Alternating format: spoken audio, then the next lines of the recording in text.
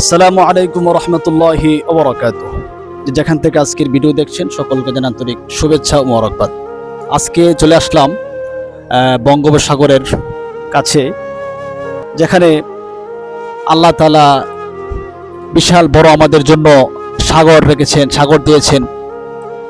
যে সাগরের ভিতরে আল্লাহ সুবহানাহু ওয়া তাআলা বড় বড় মাছ রেখেছেন। সিরু ফিল আরদি ফানজুরু কাইফা বাদাআল খালক সুম্মা আল্লাহু ইউনশিউন নাশআতাল আখিরা। হে নবী, আপনি বলে দিন, তোমরা পৃথিবী ভ্রমণ করো এবং তোমরা এর মাধ্যমে শিক্ষা গ্রহণ করো।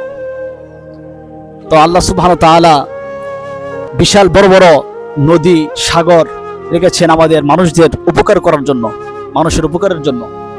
আল্লাহ তাআলা সূরা নাহলের ভিতরে ইরশাদ করেছেন, আল্লাহ তাআলা বিশাল বড় বড় নদী, সাগর দিয়েছেন।